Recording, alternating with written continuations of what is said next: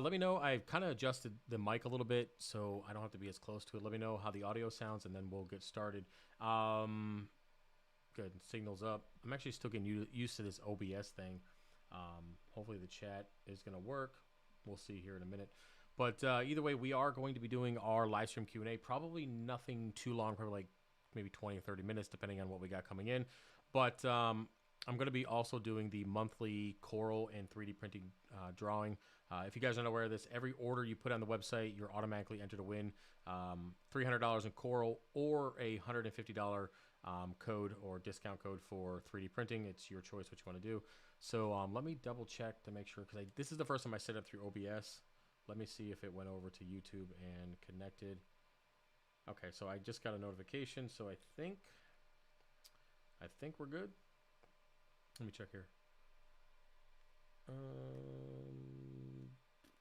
Yeah, it's showing. There we go. Okay, yeah, let's go ahead and do an audio check. Let me see. Good. What's up? Okay, cool. So actually kind of worked out. I have chat over here and another chat over here, so that kind of works out really well. Let me do a little test. Let's see if this works. Sorry, guys. I am still trying out the OBS thing. Did that work? Did it work? Did it work? Okay, cool. All right.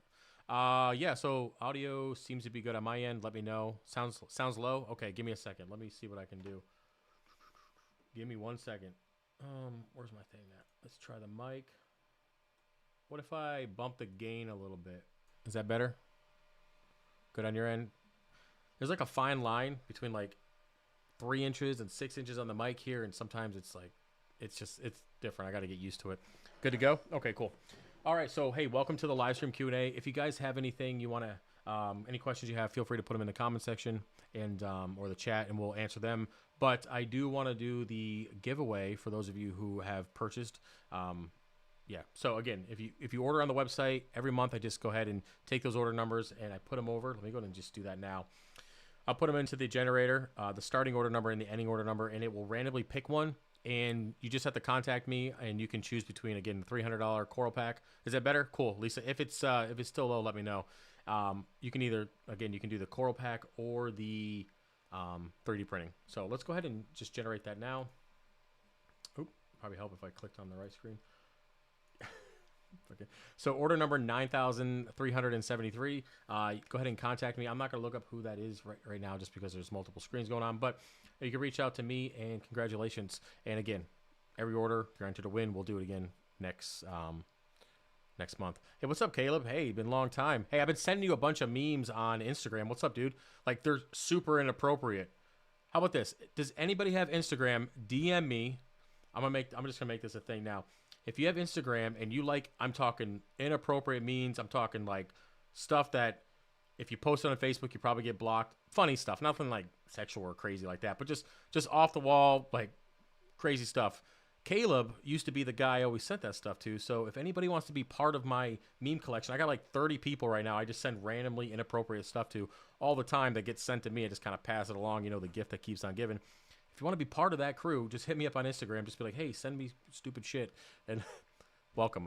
We'll have fun. We can do that. I do have a certain type of personality. If you've been here for a while, you probably know what it is. So, you know, if you're sensitive, you probably don't want to be part of the group. But, you know, we'll see. Anyways, but yeah. So congratulations to order number 9,373.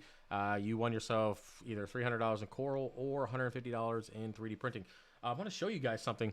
I did a post on, before we get into questions, I did a post on the community tab with the overflow box. So it's this tank right here. Let me show you guys what it is. It's just the Aqueon. So Petco had these little tanks for sale here. This is the 6. Hopefully you can see it.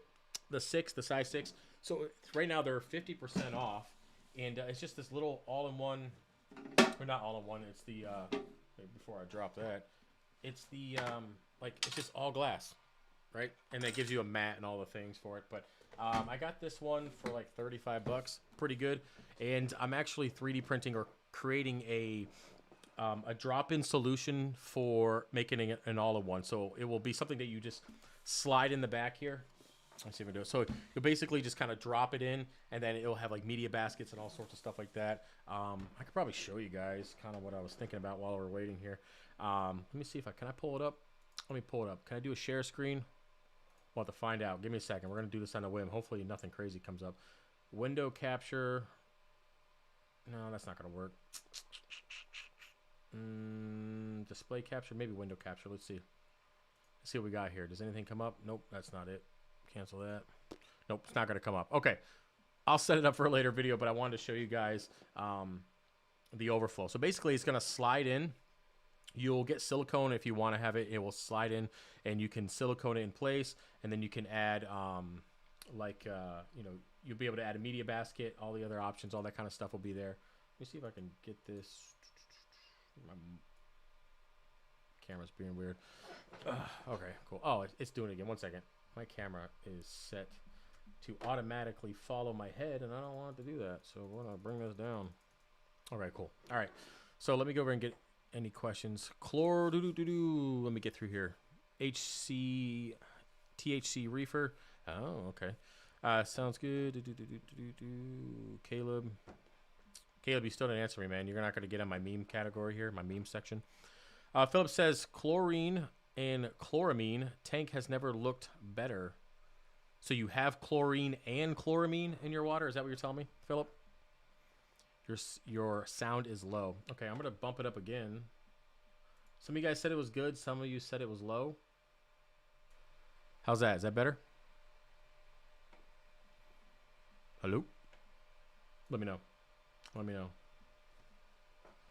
I know you guys can let me know. I'm going to adjust it later on and see, like, outside of here. Like, if I look at the decibels on the actual OBS, it's saying that it's a little high. So maybe it's off, but part of post removed. Never mind. Okay. Oh, okay. So we didn't throw it all through. Okay, cool. But yeah, so I'm going to work on that overflow, I mean that all-in-one system, and I'm going to do it for some of the smaller ones too. Now, granted, I only have a 13-inch by 13-inch printer bed, like the biggest so far. Is that better? Thanks. Okay. If that's good, I'll leave it like that now and try not to move my head too far from the mic and try to figure this out later on. But I'm going to try to do some of the smaller ones because these are actually really cheap tanks. If you're looking at like an all-in-one, even a small like 5-gallon or 3-gallon, you're looking at like $100, something like that. You can buy one of these 50% off for 20 or 30 bucks, get the insert, put it in, and then just had it kind of add your own pump and stuff. And it's, you know, it's a cheaper alternative, and I do like creating little things like that. It's kind of been on the to-do list for a while. So let's see here. Philip, I don't know if I can click on your chat, if it's going to pop up. No, it's not, but I'm going to read it out anyway. It says, Philip says, I just removed chlorine and chloramine from my tank. Okay. Water and has never looked better. No need for RO. So you're not using the RO water. You're just removing it with what, a chemical, I'm guessing, and you're just using that. So you're not using an RODI system at all. If so, are you on well water, city water? Are you pulling it out of the ocean? I mean, what are you doing?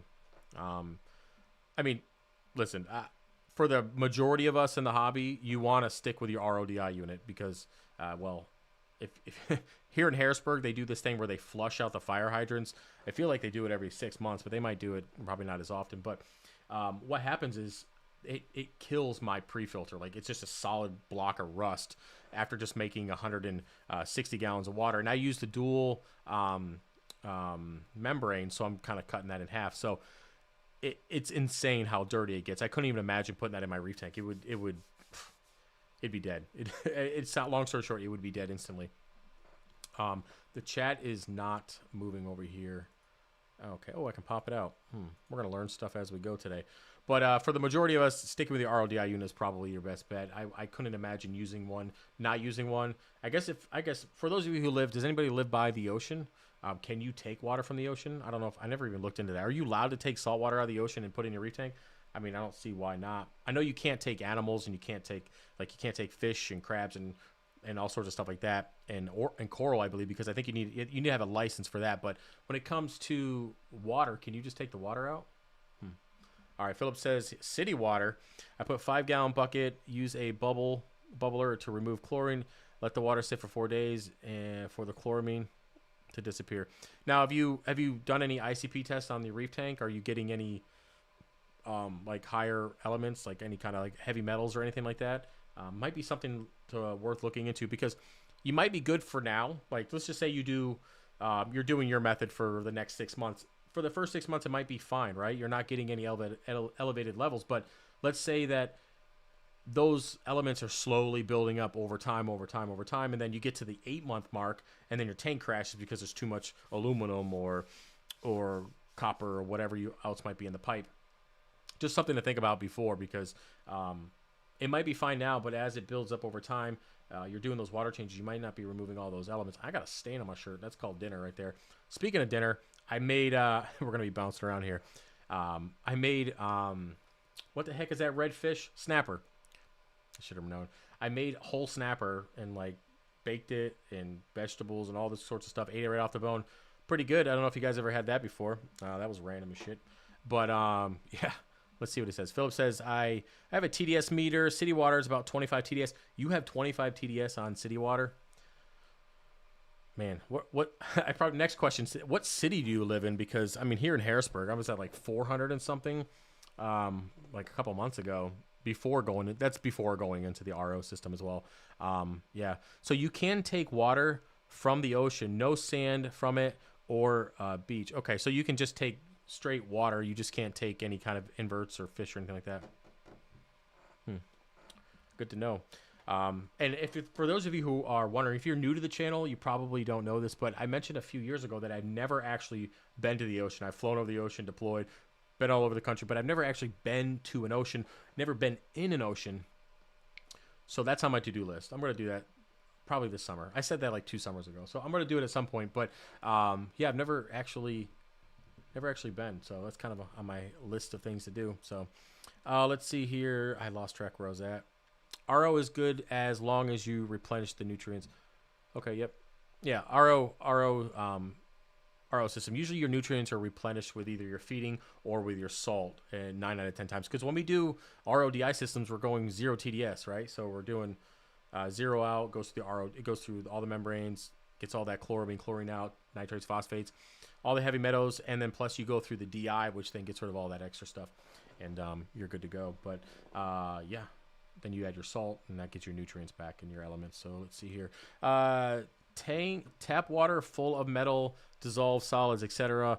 Will end up algae bloom, poor growth, etc. Been there, done that years ago. RODI is highly recommended. Big difference. Well, the thing is that I used to use tap water as well, and it's not something that you're just going to do one day. Okay, let's back up. So let's say you have to use tap water because you didn't make any. You had to make a major water change or whatever. The likelihood that you're going to have an issue with just tap water, using it 1 or 2 times, is pretty slim in a pinch. But long-term wise is probably not the best bet, because, you know, something can happen in the system that you're not aware of. Something can get into the water system. You could, again, it could be inconsistent. And at the end of the day, those elements are in the water because, you know, we consume that water. It's good for us to have those elements, right? That's why you buy mineral water. There's minerals they put into it. Now, the thing is that over time, those are going to build up. And like you said, you're probably going to run into algae issues. You could have bad coral growth. I would say if you're going to use tap water, if you want to do that, spring for the ICP test, like every... I mean, shit, I do it every 3 months, depending on how many water changes you're doing. I do it every 3 to 6 months. ICP test 3, 5, 6 months, whatever, and then just double check those heavy metals, because that's what you're going to be looking out for from the piping, all that kind of stuff. It's going to, it's gonna build up over time. I'm sorry, I'll get you guys to questions in a second. I got distracted for a little bit there, but it's gonna build up. So when it does, that's when you're going to have that spillover and to possibly have the issues like that he was mentioning above. I think who was mentioning that? Sammy was mentioning it. So I love red snapper. Okay. Yeah, it was, I saw them at Giant. We're back to food, by the way, for anybody who's following along in the conversation. So they had a bag of them. They were frozen, individually wrapped, whole snappers. They're gutted and scaled. And it was like $25. I'm like, all right, well, let me give this a shot. And I made like a oil-based, cream-based sauce, put it in there, put it with some vegetables, baked it for like 30 minutes, and it was good. Kind of have to get used to the bone situation, but if you eat it right, you're not going to get any bones. I just got to learn to eat it right, I suppose. But yeah, Lisa says, Travis, I've never been to the Jersey Shore, but it looks beautiful. I'm on the West Coast and love Hawaii. I've never been to the Jersey Shore either, unless you're counting Jersey Shore, Pennsylvania, which is pretty odd. I used to live there way back, like back before Afghanistan, man. That was like 2006, 2007. Damn, yeah. So yeah, Jersey Shore, Pennsylvania. And when people ask you like, oh, you live at Jersey Shore, how's the beach? There's no beach. There's no beach there. Not at all. But yeah, so someday I'll get to the ocean. I'm not a big fan of sharks and things that could eat you. At least in our reef tank, I got to deal with bristleworms. You know, maybe I have a pissed off fish every once in a while. You might get your eel might get mad at you, but you're not going to get eaten by a shark. Or stingray is not going to kill you. Just those are the risks. And jellyfish, no one likes jellyfish. But yeah, so back to Philip here, or just add prime and detoxify all the bad stuff. Okay, so I have mixed. So I've come from freshwater, as you guys know, if you've been here for a while, and I've used prime back in the day for that.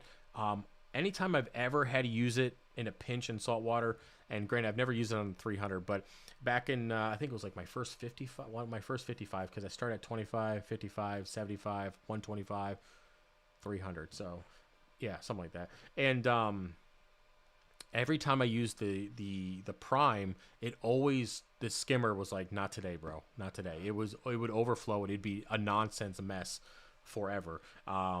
Maybe I didn't let it sit long enough. The RODI system.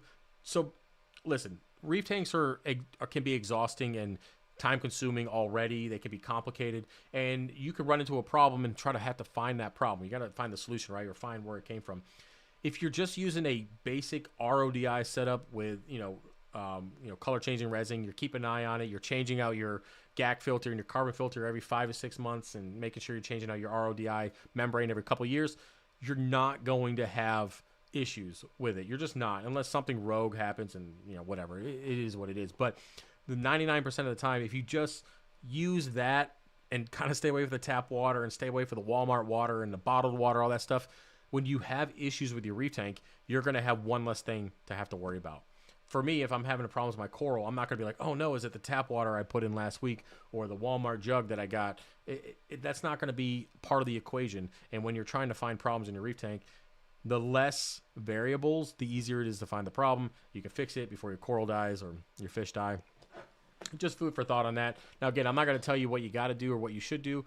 If it's working for you, let it work for you. Just keep in mind there's always risk associated with it.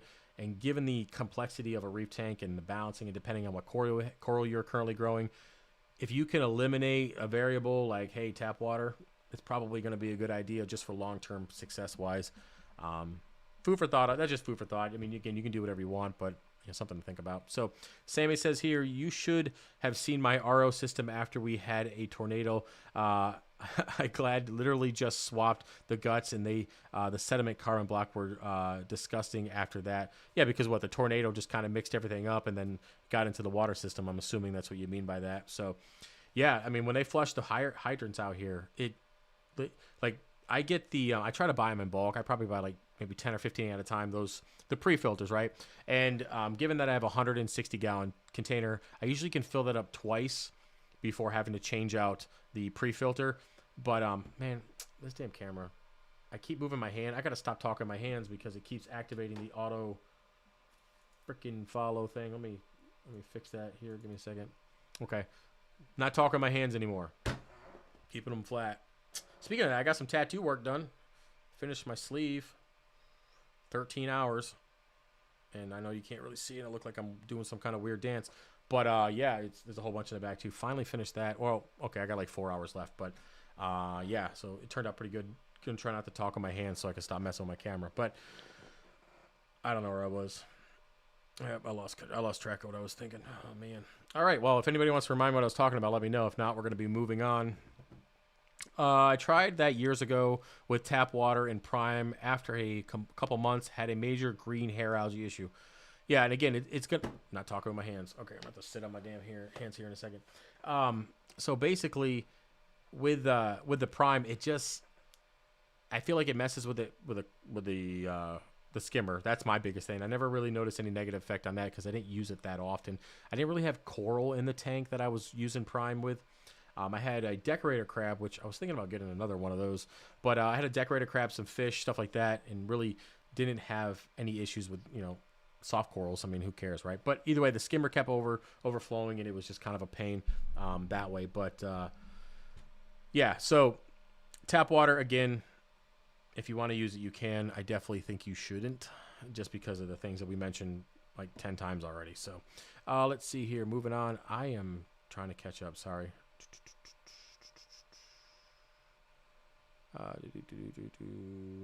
Ocean Scary loses thumb to pet an eel. Yeah, well, listen. I don't have any more eels in the tank. You guys know that I had that ghost eel. It's probably been a year now. It's probably been a year since I've had him. And he went in the tank and wiped out like 3 grand in fish. My flame fin tang, one of my favorite tangs, gone. Ate my mated pair of clowns. Ate my purple tang. Oh my god, yeah, he ate one of my purple tangs. He ate both of my Scopus tangs. Ate all my other little clownfish. Had skunk clowns. He ate those. Ate all my damsels, chromas. Basically anything he could fit in his mouth. It also ate my file fish.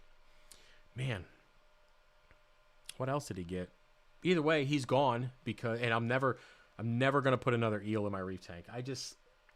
There's a fine balance that I just wasn't able to get. With Reggie, it was fine because he wasn't really aggressive, the snowflake eel. But when I added this other ghost eel, he's like, yeah, I'm just going to eat everybody. So lesson learned. And that's one thing about reef tanks is the longer you're here, the more lessons you're going to learn. And hopefully you'll save money in the long run. Speaking of money, I just bought my 3rd box of Instant Ocean. Tested it. Levels were good. Didn't have any issues. Now, I didn't do an ICP test on it. But some of you guys were concerned with switching from Fritz to Instant Ocean, you know, the consistency and probably not how good the salt is. But right now, and I'll do a video on this later. I'll do it next week, but I want to sit down with you guys and talk about my, I guess I can do a little bit now, my new approach to reefing moving forward just this year, just to kind of see, and I started it last month, just to kind of see the difference in growth and just maintenance wise and money wise and ICP test wise. So basically, as you guys know, I used to do a bi-weekly water change of like 30 gallons, dosed all this stuff, aquavitro fuel, acro power, iodine, man, I got a whole list of stuff. There's like 10 different things I was dosing. And I decided to, after my last ICP test, which we'll look at here in a couple weeks, or maybe next week, I decided to just go to Instant Ocean. That's the first major change. So because Fritz is just ridiculously expensive, I'm able to get Instant Ocean for sale relatively cheap at my local fish store. So it's like $50 to $55 a box, which is still like $30 cheaper than Fritz. But yeah, still expensive. So my plan is to do a 25-gallon water change every Sunday. I'm not always doing detritus removal. I'm not always, removing stuff from the tank. I'm just simply doing a 25-gallon water change every single week. I'm only dosing 100 milliliters of Acro Power every week and 100 milliliters of Eco Balance every week. Everything else is done. I'm not doing any aquavitro fuel. I'm not doing anything, no iodine, no nothing, unless an ICP test, and that's basically next. An ICP test will be done every 3 months just to double check the level. So let's say I do an ICP test and my iodine is low. Then I'll dose some iodine according to what it's saying. Potassium, whatever element might be low, I will dose accordingly. Because right now, there's certain elements that are just continually rising, and I'm gonna butcher the name of this, and you guys are gonna give me shit for it. But the molybdenum, whatever it is, that just keeps going up. Every ICP test, it just keeps going up because it's in my aquavitro fuel, and I'm not dosing it any other way. But it just keeps going up, and it's the only element I have that just keeps going up. And there's going to be a certain point where it's going to be too high, and I don't want to deal with that anymore. So no more dosing, supplements. My food that I make has a little bit of Acro Power in it, and a little bit of I think I put some fuel in there. Not a lot, so not enough that's going to like majorly impact the tank. But outside of that, 25-gallon water change every single week. Every Sunday, 100 milliliters of Acro Power, 100 milliliters of Eco Balance, and I only use the Eco Balance just because it is that beneficial bacteria that we all like in our reef tank. And outside of that, that's it.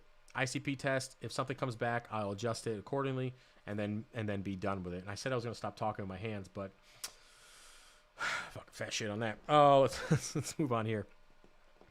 Let me.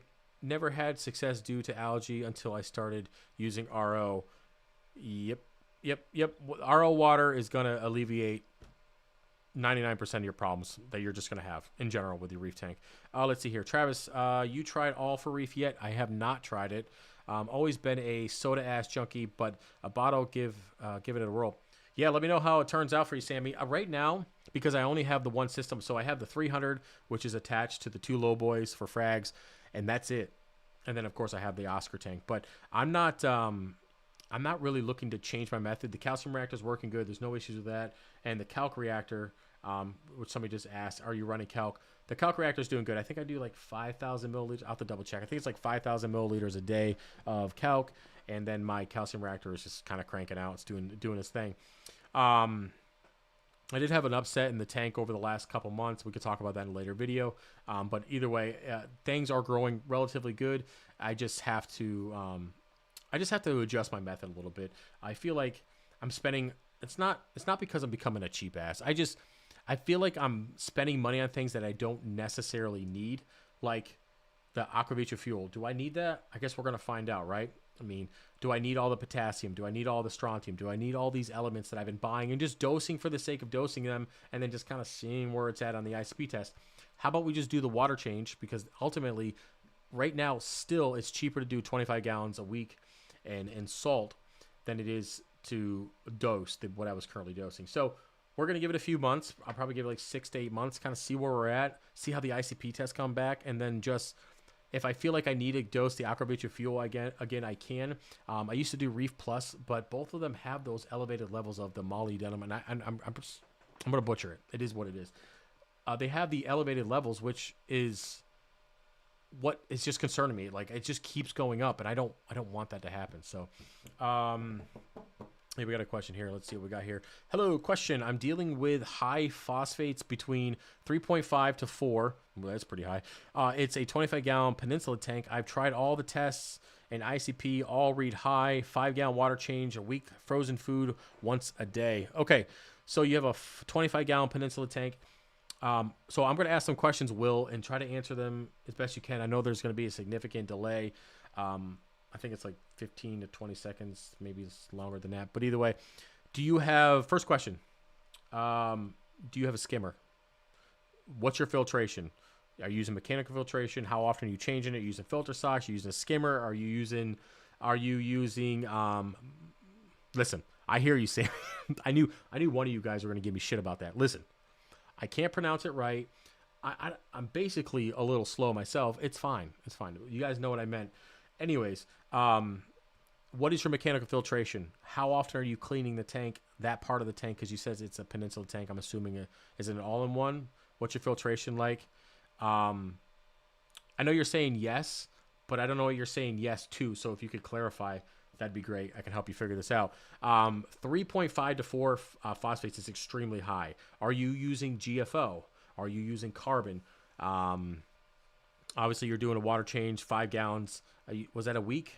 Weekly? Okay, weekly 5 gallons, which is pretty significant on a 25-gallon tank. I'm trying to think, what else could we ask? Feeding-wise, you say you're using frozen food. Are you rinsing this food out ahead of time? How many fish do you have in the tank? What type of fish do you have in your tank? I mean, we're gonna dive into this. And what type of food? How much of food? Basically. So yeah, if you can start giving me that information to the best of your ability, I will come back and help you out. Yeah, I tried saying that. Like, I got the Google Translator for it, and it's cool. Like, if I listen to the Google Translator, I can say it, right? I can say it. But the problem is, as soon as the Google Translator is gone, I can't say it anymore. It's gone. It is gone. It is what it is. I can't do it. So you guys know what I mean. You know that I know that you know that I know what I mean. And I don't think I even said that right. But yeah. So yeah, Will, if you can try to give me that information. Usually high phosphates to that level are the main source is you're either feeding too much or you got too many fish. And being a 25-gallon tank, it's not going to take much to get too many fish. Also, you know, if you got some dirty rock, dirty sand, build up of nutrients, how old the tank is, all those things play a role. But yeah, we're gonna try to answer that question. But while we wait, we're just waiting. But other than that, anybody got anything going on? Anything exciting for New Year's?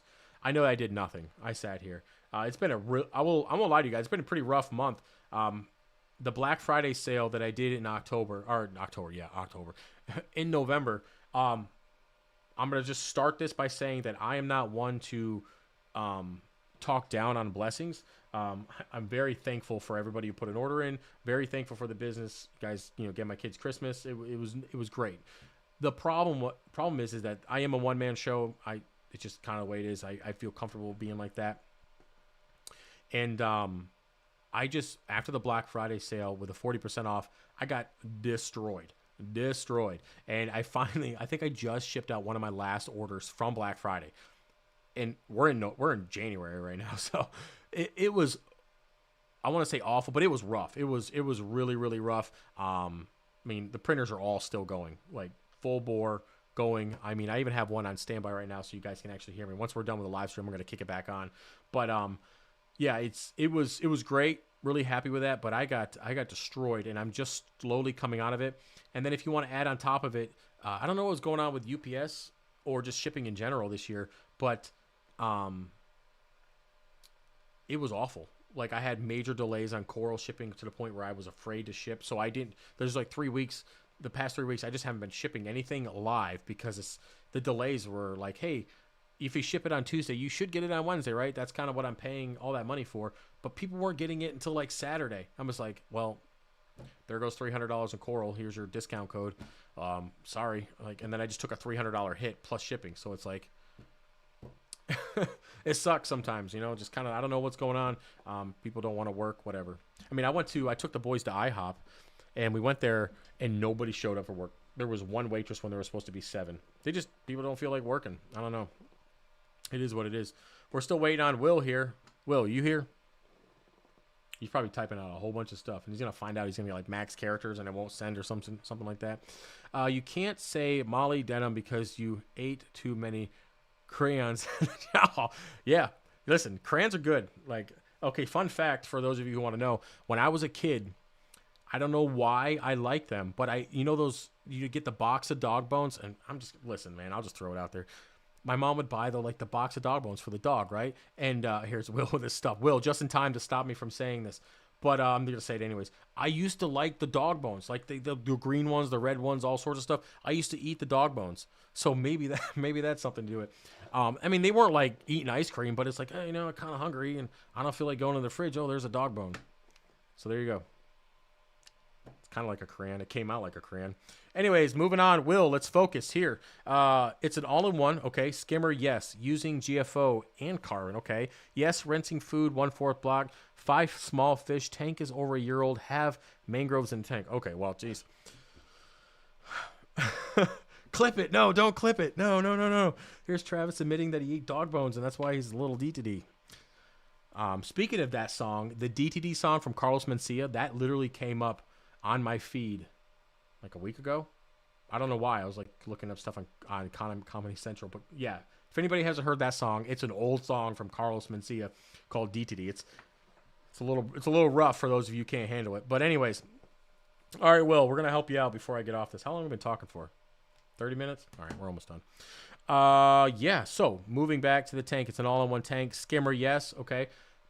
As for the skimmer, make sure it's a little bit of a wet skim. I know it can be difficult with all-in-one tanks.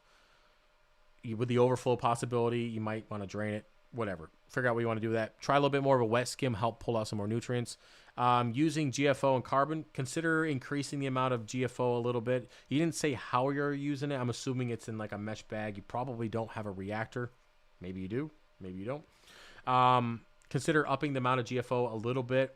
Rinsing the food out, only 1/4 of a cube. Okay. 5 small fish. How about this? Maybe consider not feeding every day. The fish aren't going to starve. You can go multiple days. They're going to be fine. When their stomachs start getting sunk in and kind of like lethargic, that's probably too much. Definitely too much. But consider maybe feeding every other day. Keep the same amount, feeding every other day.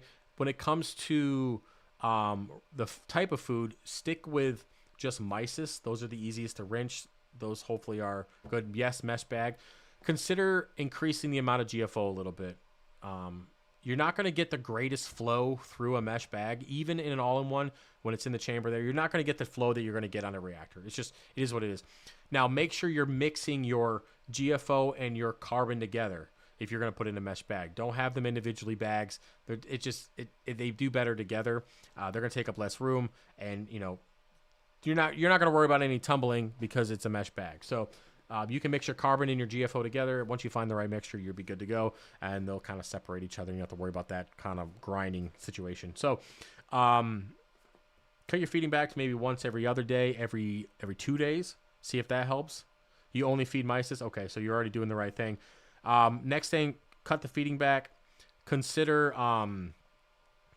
increasing your water changes. Do a 10-gallon. Just double the water change. Try a 10-gallon every week. See if that helps. So cutting the food back, removing excess nutrients through the water change, and try a wetter skim. That will help remove a little bit extra nutrients. Again, you might have the risk of the cup overflowing. Just keep that in mind. We're saying in an all when it goes back into the tank. But if you do put it to a collection container, just keep an eye on your RO, because there is a possibility that you could just keep pulling water out and then topping off of fresh water, and then before you know it, you have a freshwater tank and no longer salt water. So just a little food for thought on that. Let's see what else we got here.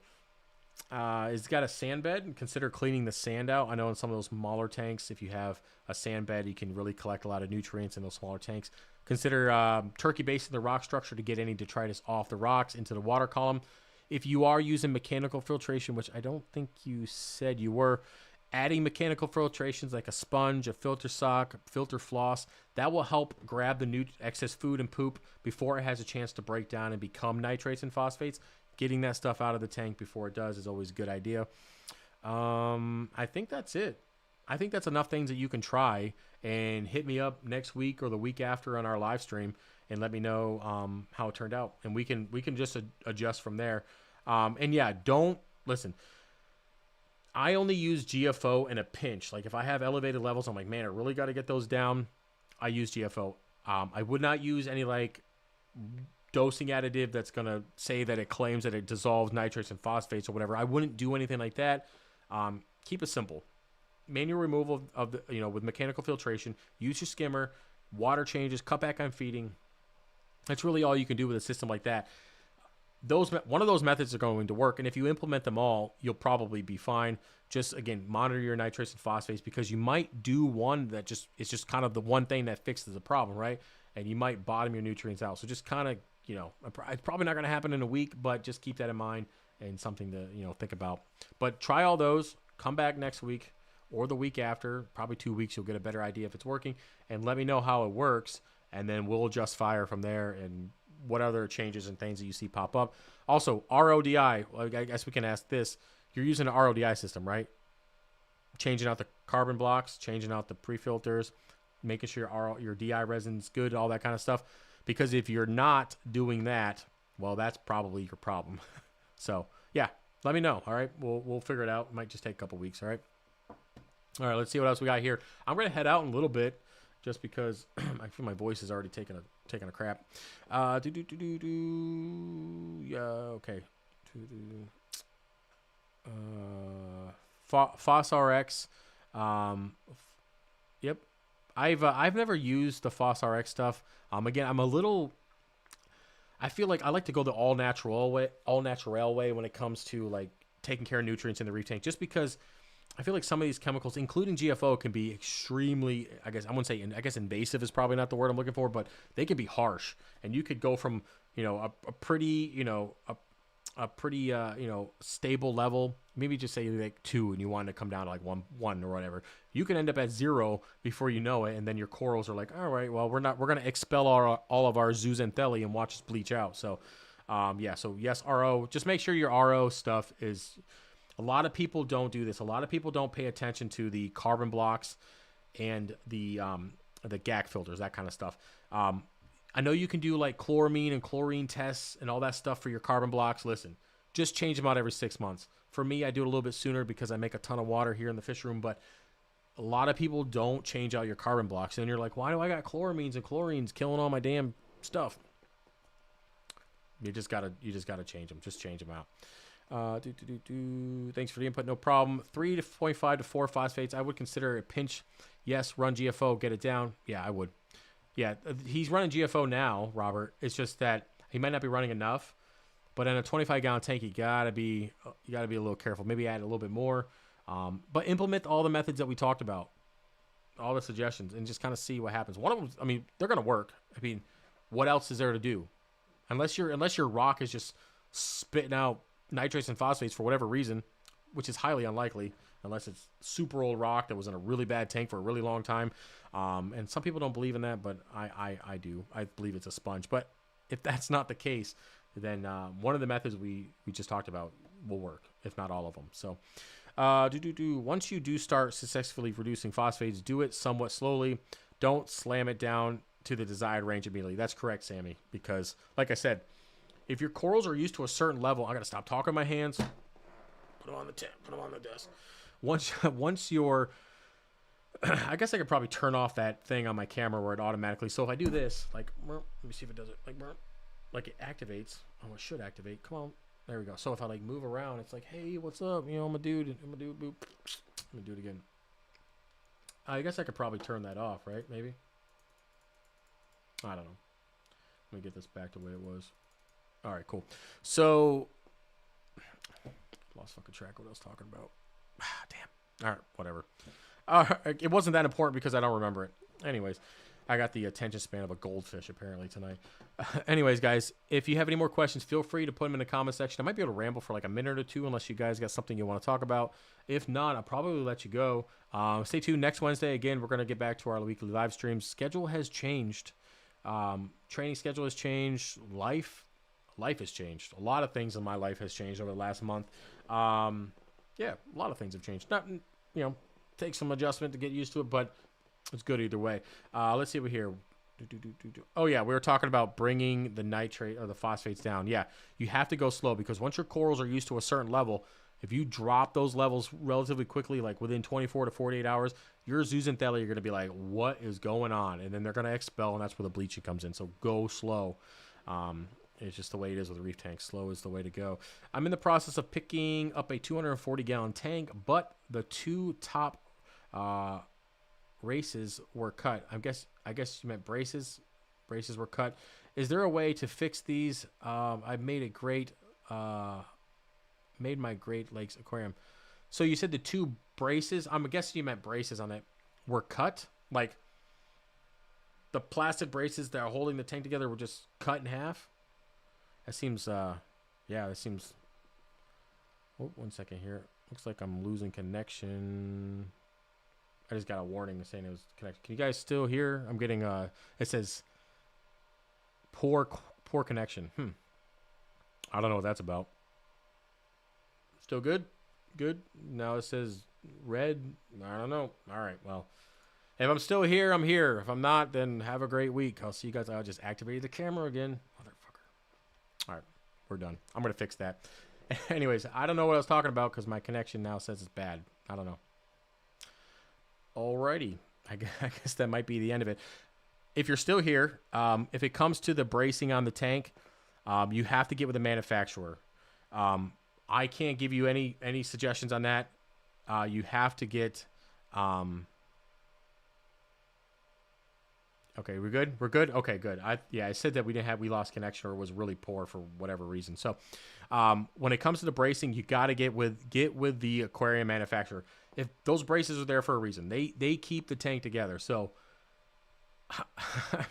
I mean, I don't really have a suggestion to fix it. I mean, I'm sure you could jerry rig it, right?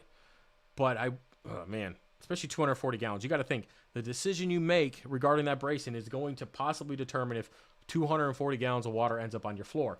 So that's where you're going to weigh in the whole, is it worth it? Is it not worth it? I would contact a manufacturer and go from there. I think, P.S. your camera isn't doing anything on this when you move your hand. So the thing is, when I move my hand, it activates the auto track sensor, and then it adjusts the camera. You guys might not see it on your end because you got a small screen there, but I see it on mine, and it's not comfortable. So, but yeah, so contact a manufacturer. I think that's your best bet. I mean, I could give you suggestions to like jerry rig it, but I don't think that's a good idea. No. I wonder if they cut the braces because it leaked and they wanted to essentially make it not sellable. Very well. Very well. I mean, let's step back here. What would be the reason to cut the braces in the first place? Like, are you trying to get a giant rock structure in there? Probably an easier way than cutting the brace. I don't think that would be the greatest thing. I guess, yeah, cutting the braces would ideally make it be like, yeah, I probably shouldn't use this. Did they remove the braces, or did they just cut them? Like, they just cut them and left them there? Because that might be what Sammy's saying. But if they completely remove them, aesthetic-wise, I guess maybe they wanted to look better. They wanted to cut down the shading for the lights. You know, that's one of the things on the 300. If I have my lights a certain way, sometimes you get a little bit of shading from the bracing, but I mean, it's holding the tank together. So, yeah, I would contact the manufacturer, and if you can't get a hold of the manufacturer, I would probably say don't use the tank. If it was like a 30-gallon tank, sure. A 55-gallon, sure. 240 gallons, no. That's probably not a good idea. I think the risk to reward ratio is a little off on that. Personal opinion. So outside of that, I think we did pretty good. Live stream, what was that for? 47 minutes. That's pretty good. That's pretty good. I appreciate everybody here. I appreciate all the support. Again, the winner was 9,373 order number, that is. And what 3D printers are you using? I guess, okay, I can answer a couple more. I use the frame of an Ender 3 Pro, and then I custom built the entire printer. I kept the bed, the frame, and the screen. Everything else has been replaced. I completely rebuilt them all. I did the same thing with the Ender 5 Pluses. So right now I have 4 Ender 5 Pluses, and I have like 22 Ender 3 frames that I've custom built with V6 hot ends, all that good stuff. Raspberry Pis, it's all fully automated, because that's just kind of, it's the only way I'm gonna be able to do it. So that's what I use. But they're not standard printers. They're all custom built. So, like, you know how some places ruin merch so the dumpster drivers don't resell the bad stuff. That's correct, Sammy. You have a good point on that. That's a pretty good idea. I wouldn't use a tank if the braces are cut. Been a minute since I caught one of these. Hey, what's up, we're about to head out. I'm about to head out, like me and my other 3 personalities. Yeah, anyways, guys, I do appreciate you being here. Stay tuned. Next week, we're going to do another live stream. I will do a video here soon, kind of talking again about my overall approach to reefing moving forward, at least for now, just to kind of see, because I've been doing the same thing for, 7 years, and it's worked. I'm going to try something a little different.